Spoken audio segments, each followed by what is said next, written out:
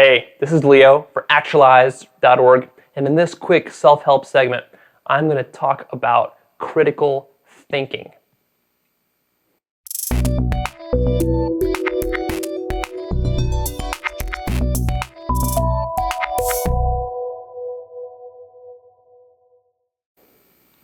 All right, critical thinking. So let's crack into this one. Let's crack this one wide open. Critical thinking is a critical skill to have, and we're going to talk about why it's important. We're also going to talk about how to develop it, and we're going to go deep on this one. I'm going to give you some wisdom, not just tips, but wisdom about why this is something that you should be caring about. So ultimately, what is behind critical thinking? Let's define it, and let's talk about why you want to develop it. Well, the reason that you want to develop critical thinking is because it will allow you to solve many of the problems in your life that you have. The problems and the bottlenecks and the obstacles that are holding you back, those will keep holding you back until you start to think about them and analyze them and then work on them. And you can't work on a problem until you've identified it, become aware of it. And a lot of times you can't become aware of a problem until you've really thought about it critically. So this is a tool that you will use throughout the rest of your life to solve all your problems and all your challenges, and to take your life to the next level and the next level and the next level. Personally, for me, critical thinking has always been something that I valued just inherently and something that I was good at. So this came natural to me. And when I look back at my life, where I've come to now, where I am now, the position I'm at now, all the success that I've had, all the things that I've done for myself, all the changes that I've made, there's no way in hell, it just baffles me, there's no way in hell that that could have happened without thinking about those problems, really analyzing them, working my way through them independently, right? I did that independently. Sure, I got a lot of valuable information from other people, from other sources, from books, from television, from media, from other gurus and whatnot, but in the end, I had to take that on. I took on the burden of thinking through the problems myself. And that is what's really the core of critical thinking. Let's really think about critical thinking. Let's use critical thinking to think about critical thinking, which will show you what critical thinking actually is. So who are some great critical thinkers in history? Let's take a look at a couple of them. How about René Descartes? How about David Hume? Isaac Newton? Plato? Socrates? Aristotle? The Buddha? Albert Einstein, Pablo Picasso, Leonardo da Vinci. Just a short list. We can make this list literally thousands of names long, but just a short sampling of some great thinkers. When you look at these people and you study them, or you study their work, or you even read just some little short blurb about them on Wikipedia, what you learn is that these were deep thinkers, and these were independent thinkers. And this is the key that I want you to take away from this video, is that critical thinking is independent thinking. That means that you are figuring out the problem for yourself. You're generating the answers for yourself. You're not just taking whatever is given to you. It's very easy, especially now with the internet and all this information overload that we have, all this knowledge we've accumulated over the last 2,500 years of human history, really since the Greek times, is we've got all this wisdom, we've got all this knowledge, we've got all this facts and information and trivia and all this, and it's just out there, and we tend to just go and appropriate. We just appropriate, assimilate, and it's like we're just grabbing stuff. We're grabbing stuff, but we're not critically thinking about it, we're not analyzing it. What tends to happen there is that you get caught up in the values and the beliefs of whoever you're taking that information from instead of yourself. You're not generating the answers yourself. The best example I can give to you here, and I hesitate to give it, but I'll give it to you because, look, it's important. Remember in geometry class where you were given a theorem about, well, let's say, triangles or parallel lines or the way angles work. You were given some theorem, and you could use that theorem to generate answers to various problems. But then you were also asked later in the class to then not just use the theorem, but then to actually prove it, to derive it. Do you remember that? Yeah, And I mean, I hated doing that, but the point there is that there's something important about being able to derive a truth for yourself versus just taking it from culture, society, or somebody else.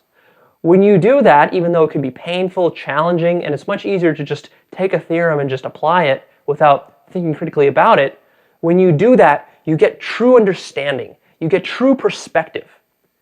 You get real mastery. If you actually went through and did those proofs in geometry class, then you actually developed a deep understanding of why geometry works the way it does. If you just took the theorems that were handed to you and you never did the proofs, you slacked off on that part, and then you just applied the theorems, then chances are that even to this day, you don't really have a solid understanding of some of the laws of geometry. You don't understand, for example, why certain angles add up to certain amounts. And you don't understand why triangles are the way they are, and circles are the way they are, and squares and other things are the way they are. You don't understand that because you haven't thought through the process. This is something that's very undervalued nowadays in society. It used to be very highly regarded in the classical eras, like the Greek times, the Roman times, right? Just think about the Socratic method. What did Socrates do? What was his philosophical style?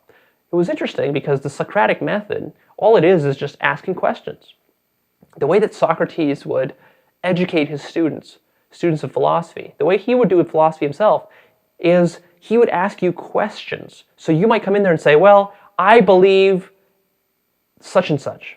And he would say, oh, okay, you believe that? Well, if that's true, then that must also imply this. And then you would say, no, it doesn't apply that. Then you said, okay, well then what you said must be false. Or maybe you agree, yes, it does imply that, but it doesn't imply it in the way that you thought. And so now it implies something slightly different. And then that thing implies something slightly different, and something else, and something else. And so you have this chain of implications from that original assumption or that original belief. And through this process, you can go down this chain of reasoning by asking question after question after question, posing hypothetical scenarios, and you can really get pretty deep into the truth of the matter and start to really see what is making this idea tick. That's what you got to be doing with your life, is you got to be doing that. And if you're curious about how do I actually build critical thinking skills, how do you actually do that? Well, you have to just start doing it. You have to start asking yourself questions. Instead of taking facts and information from the media and from books, and just accepting it as true, start analyzing it, thinking it. One example of this is when you're reading a book. If you're reading a nonfiction book, I think one of the signs that you're a critical reader is that as you're reading it, you put it down a lot of times. You can't just read a deep nonfiction book cover to cover and not stop. For me, when I'm reading, I read the book, I read a couple of pages, and then I have to stop and think about what I read. And I have to ask myself questions. Is that true? Does it really work like that? If it is true, what are the implications for my life? What are the implications for all the other information that I've gathered?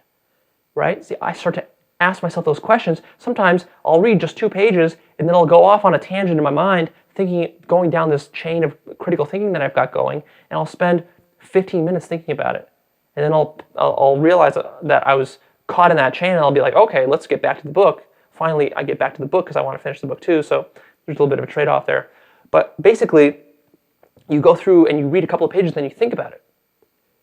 You don't just read the book cover to cover and then throw it away and then go on to the next one. That's just you sucking in information, and then who knows what effect it's going to have on you. See, the problem right now in society is that we have a lot of people throwing information at you, and a lot of that information is motivated by commercial interests, commercial purposes.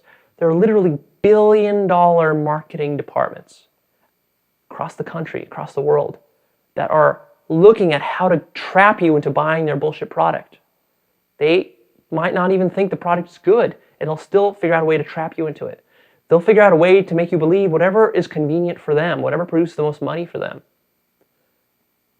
And that's a very powerful and dangerous force. And you have to be able to unplug yourself from that. When you start to think critically, you start to think independently for yourself, powerful things start to happen. This is why critical thinking is so critical. When you have that ability, then what you're going to create for yourself is a sense of self-direction and self-reliance.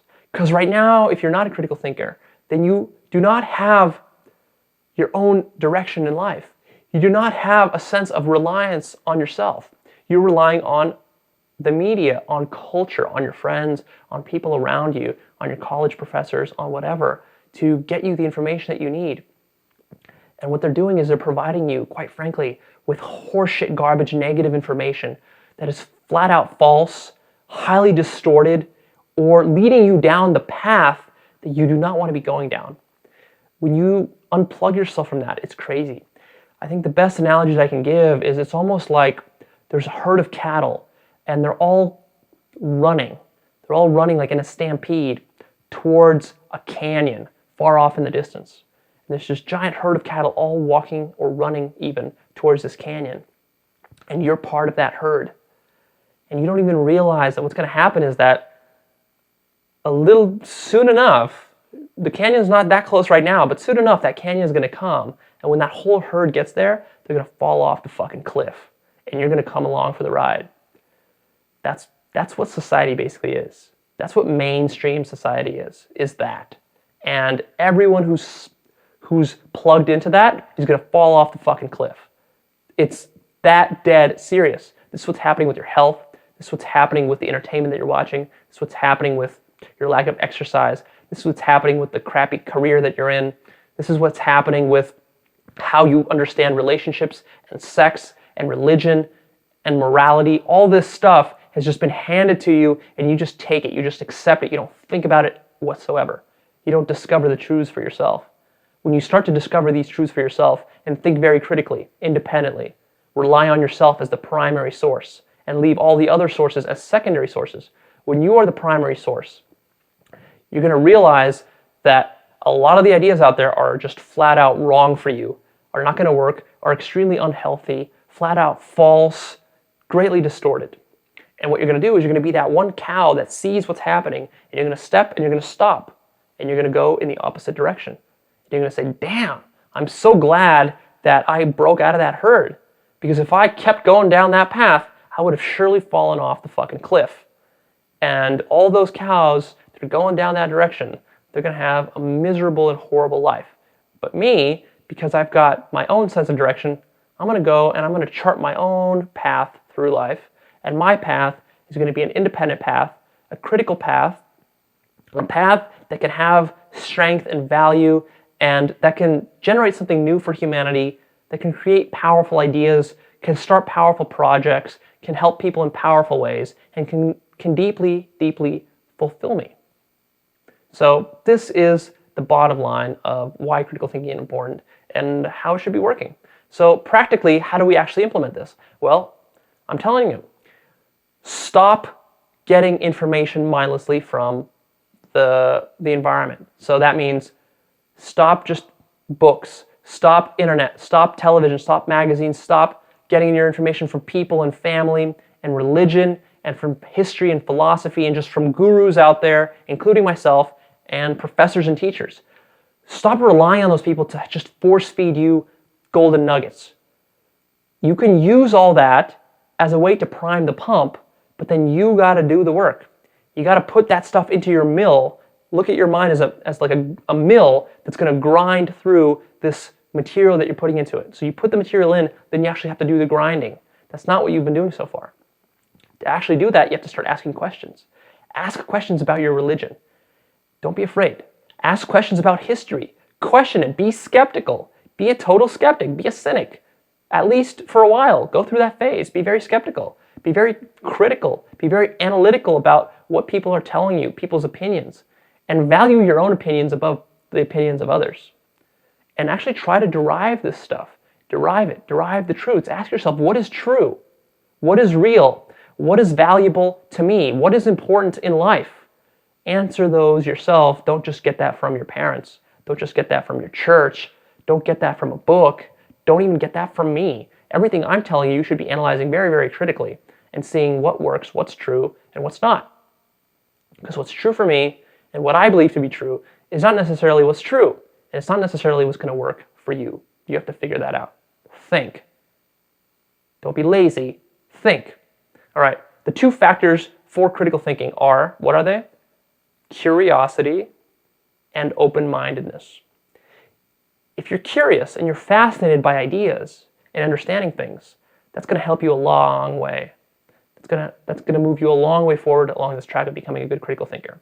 And if you're open-minded to ideas, that is going to be so, so important to make it down this path as well. Because if you're closed-minded, then you're basically fucked. You're not going to be able to analyze ideas properly and really find the truth because your blinders are on and you're only looking in this one direction for truth. But truth might be over here, except you're looking always over here because people told you to always be looking over here, so you will never find what's really true. Being open-minded means that you're willing to do this. You're willing to go and look into every direction, every nook and cranny. It doesn't matter who tells you what. And if someone tells you not to look somewhere, that's probably some place that you should actually go and look, right? Because why would they tell you not to look there? Probably because they're afraid of what you're going to find out. So look in every nook and cranny. That's what you got to do. Be curious and be open-minded. All right, so that's what I have to say about critical thinking. Be an independent thinker. Be a critical thinker. The more you do this, the more you practice it, the more it's just going to build and snowball and snowball and snowball. And soon enough, you're going to realize that you are an amazing critical thinker, independent thinker. And your life is going to take that trajectory. And you're going to break off from that herd that's going down the cliff. And you're going to walk in a positive new direction. All right, so this is it for critical thinking. I am signing off. Go ahead, post me some comments. Share this and like this if you would. I'd like to spread the message. I'd like you to help me do that. That's why I put out this content for free. And of course, if you're interested in this material that I'm sharing with you guys, you got to go check out Actualized.org and subscribe to our newsletter. It's a free newsletter. You get some awesome bonuses just for signing up. But really, you're going to be getting updates with more videos like this, all for free. No spam or anything like that. And the reason that you want to sign up there is because everything we're releasing, all the information that I'm sharing with you guys, is coming from my own critical thinking. And of course, I'm getting a lot of information, but I'm using my own critical thinking and I'm sharing it with you. And it shows you, when you watch me think critically, it shows you how to think critically. So if you want to develop critical thinking, listen to what I'm telling you, because I'm sharing very rich, deep ideas that you do not get in most other media sources out there. So these are extremely rich, nuanced, deep ideas that have been very well researched, that are extremely powerful. And it doesn't mean that you should just swallow them whole, but it means that you can use this as fodder for your mill, and it's a higher quality fodder. I'm giving you higher quality fodder, and you can actually practice along, and you can see how I do it too, because I share tidbits with you here and there about how I derive some of my understanding. So this is perfect for you. Go ahead and sign up.